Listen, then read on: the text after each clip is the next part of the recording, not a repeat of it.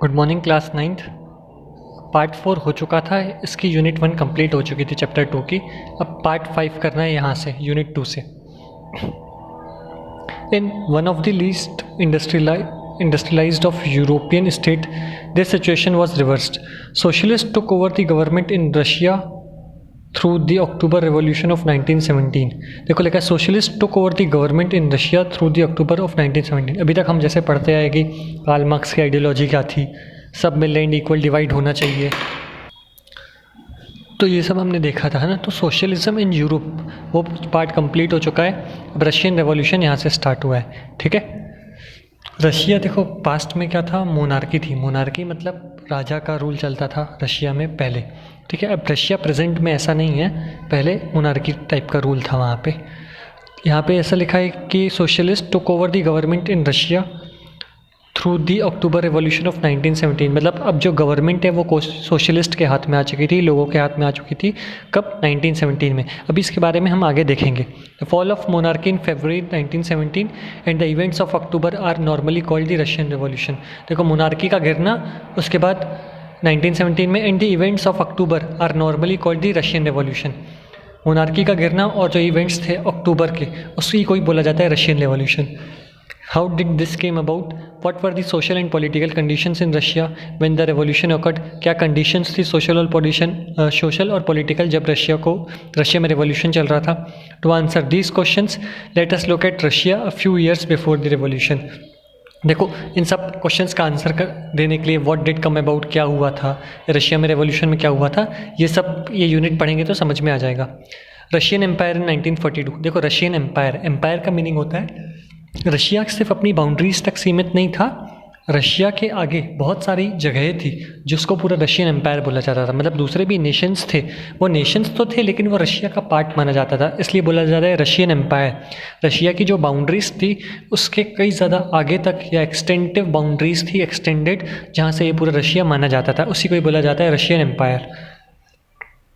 सार निकोलस कौन था? ये है सार निकोलस, रूलर था रशिया का, ठीक है, जहाँ पे मोनार्की चलती थी। In 1914, Tsar Nicholas II ruled Russia and its empire. Beside the territory around Moscow, the Russian empire included current-day Finland. अब देखो, beside the territory around Moscow, देखो अभी रशिया का कैपिटल क्या है? मॉस्को। तो रशियन जो एम्पायर था उसमें क्या क्या इंक्लूड था? करंट डे का Finland, Latvia, Lithuania, Estonia, parts of Poland, Ukraine and Belarus. It stretch to Pacific and comprised इस स्ट्रेच, देखो ये सब चीज़ें इंक्लूड थी। और क्या क्या इंक्लूड था? Georgia, Armenia and Azerbaijan. क्या लिखा है यहाँ पे? अजरबैजान, ये सब देखो इंक्लूड थे। ये सब आज अलग अलग है लेकिन पहले रशिया में इंक्लूड थे। Majority religion was Russian Orthodox Christianity. देखो क्रिश्चियनिटी में ना, जैसे कोई भी एक पंथ रिलीजन की बात करो तो उसमें ना डिफरेंट टाइप के पंथ होते हैं, ठीक है। जैसे क्रिश्चियंस भी 2-3 टाइप के होते होंगे, जैन 2 टाइप के होते हैं, और फिर हिंदूज़ भी कुछ टाइप के होते हैं, मुस्लिम्स भी 1-2 टाइप के होते हैं। तो रिलीजन के अंदर फिर कास्ट आती है। तो वैसे ही ये देखो यहाँ के रिलीजन थे, कैसे क्रिश्चियंस थे वहाँ के? तो majority religion was Russian Orthodox Christianity. ये क्रिश्चियन में ही एक धर्म है, मतलब क्रिश्चियन की ये एक कास्ट है। Which had grown out of the Greek Orthodox Church, but the empire also included Catholics, Protestant, Muslim and Buddhist. देखो which had grown out of the Greek Orthodox Church, but the empire also include, और क्या क्या था? ये देखो Russian Orthodox Christianity थे, Catholics थे, Protestants थे, मुस्लिम्स थे और बुद्धिस्ट थे। हेट्रोजिनिटी थी। हेट्रोजिनिटी मतलब अलग अलग टाइप के लोग, सिर्फ एक टाइप का पंथ लोग नहीं थे, अलग अलग टाइप के। जैसे भारत में डाइवर्स लोग रहते हैं वैसे वहाँ पे भी थे, है ना। Eastern Europe Christians Russian Orthodox Christianity बोलते हैं। अब सुनो, यहाँ पे मैंने क्या बताया कि रशियन रेवोल्यूशन के दौरान क्या क्या हुआ। रशियन रेवोल्यूशन किसको बोलते हैं? मोनार्की, जो फॉल ऑफ मोनार्की मतलब राजा हटा था 1917 में, एंड अक्टूबर के जो इवेंट्स है उसे रशियन रेवोल्यूशन बोलते हैं। और रशियन रेवोल्यूशन में क्या हुआ, कैसे हुआ, यहाँ पे लिखा है सोशलिस्ट के हाथ में गवर्नमेंट आ गई थी। ये सब कैसे हुआ ये अब हम आगे देखेंगे। इन 1914, ये तो मैंने आपको बता दिया। Next page, economy and society. At the beginning of the 20th century, the vast majority of Russian people was agriculturist। जो समझाने का रहेगा वो समझा दूंगा, अदरवाइज मैं पढ़ता जाऊंगा। देखो 20th सेंचुरी में रशियन इकोनॉमी कैसी थी? एग्रीकल्चरिस्ट थी, ठीक है। About 85% of Russian Empire population earn their living from agriculture. This proportion was higher than in most European countries. This proportion, देखो ये जो प्रोपोर्शन था दूसरी यूरोपियन कंट्रीज से कहीं ज़्यादा था, ठीक है। दूसरी कंट्रीज़ में इतनी सारी पॉपुलेशन एग्रीकल्चर पे डिपेंड नहीं थी। For instance in France and Germany the proportion was between 40% and 50%।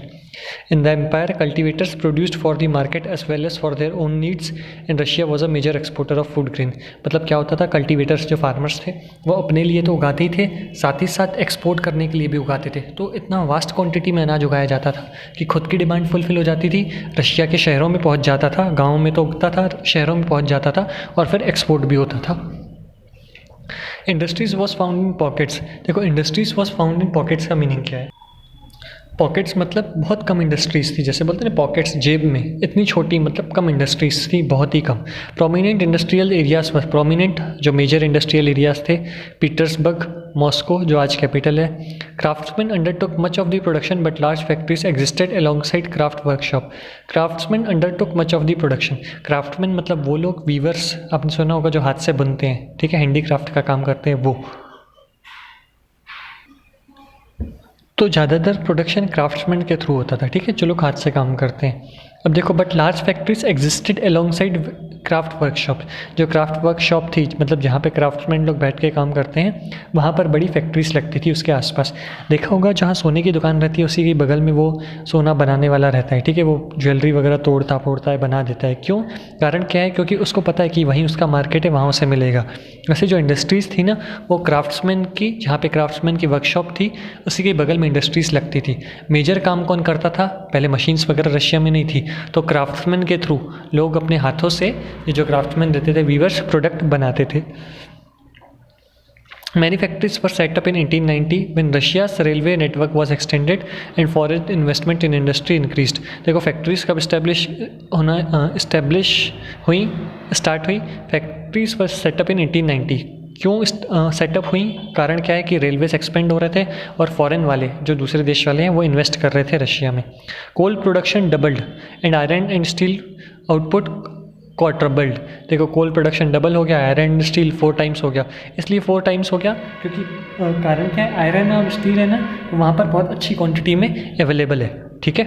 Iron and steel और जो है यहाँ पर अवेलेबल है, जिसकी वजह से इनका जो प्रोडक्शन है वो 4 गुना हो गया। By the 1900s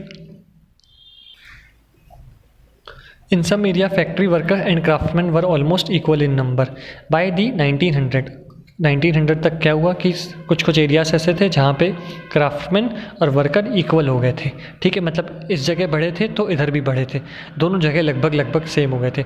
most industry was the private property of industrialist. Government supervised large factories to ensure minimum wages and limited hours of work. देखो जो इंडस्ट्रीज थी वो किसके हाथ में थी? प्राइवेट लोगों के हाथ में, प्राइवेट प्रॉपर्टी थी। तो गवर्नमेंट ने इन्हें बोला कि आप क्या करो, वेजेस जो हैं वो कम से कम रखो, कम से कम जितनी वेजेस है वो देनी पड़ेगी, और जो टाइम आप जिस टाइम के लिए काम करा रहे हो उसको थोड़ा लिमिट कर दो, ऐसा गवर्नमेंट का ऑर्डर था। But factory inspector could not prevent rules being broken. जो फैक्ट्री इंस्पेक्टर जो गवर्नमेंट के इंस्पेक्टर थे, फैक्ट्री विजिट करने आते थे, वो लोग ये सब प्रॉपर इम्प्लीमेंट नहीं कर पा रहे थे, ठीक है। अब उसका कारण कोई भी हो सकता है कि उन्हें ब्राइब घूस दे दी जा रही थी, ठीक है, या फिर प्रॉपर वो रूल्स एंड रेगुलेशंस उन्हें पता थे पर वो फॉलो नहीं करवा पा रहे थे, बहुत सारे कारण हो सकते हैं। But factory inspector could not prevent rules being broken.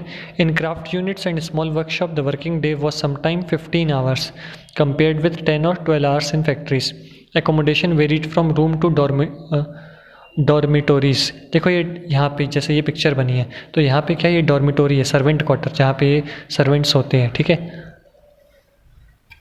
तो ऐसे इन्हें सोने के लिए दे दिया जाता था। अब क्या होता था, ये लोग ना बहुत दिनों तक अपने घर वालों से मिलने नहीं जा पाते थे, फैक्ट्री में ही सोते थे, फिर उठकर काम करते थे, और देखो 10 से 12 घंटे की बजाय 15-15 घंटे काम करते थे।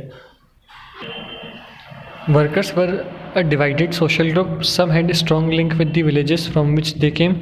Other had settled in cities permanently। देखो worker was divided in social groups, मतलब कुछ जो लोग थे वो विलेज से आते थे काम करने, कुछ लोग क्या करते थे, परमानेंट सेटल हो जाते थे सिटी में, इसकी रोज कौन आए जाए, कुछ लोग आते थे विलेज से कंटिन्यूस।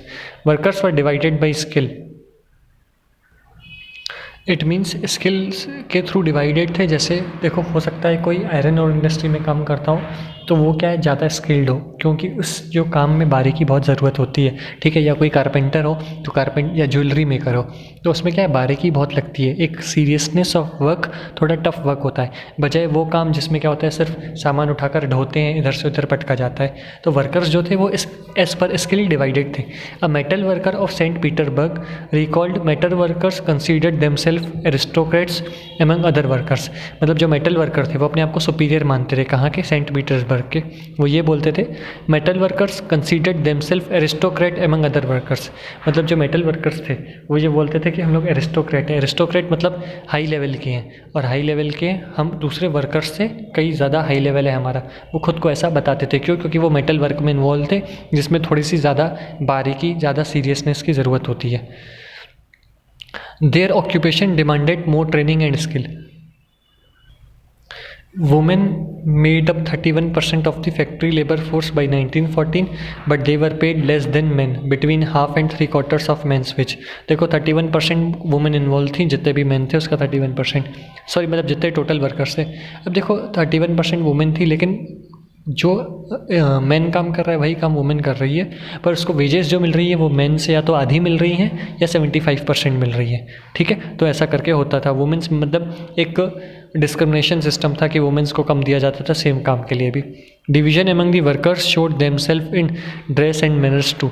जो डिवीजन था वर्कर्स का वो ड्रेस के थ्रू भी दिखता था। हो सकता है किसी का जो स्किल्ड लेबर हो उनका येलो जैकेट, जो अनस्किल्ड हो उनका ऑरेंज या रेड जैकेट, ठीक है। ऐसा बहुत फैक्ट्रीज में चलता है।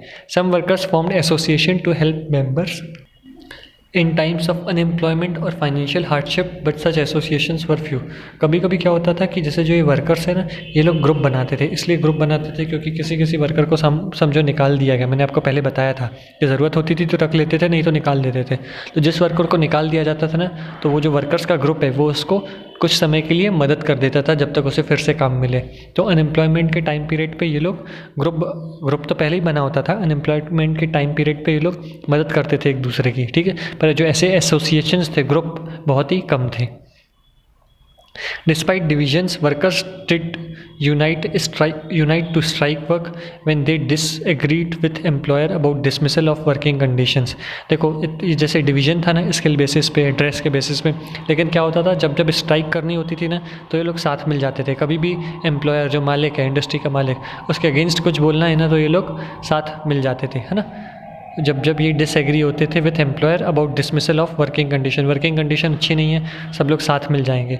This strike took place frequently in the textile industry during 1896 to 1897 and in the metal industry during 1902। ये आपको समझ में आ गया कि मतलब वर्कर्स की यूनिटी थी जब स्ट्राइक वगैरह करते थे या किसी लेबर को निकाल दिया जा रहा है, ठीक है, लेबर लॉज जो है उनके फेवर में नहीं है तो वो स्ट्राइक कर देते थे यूनाइटेडली।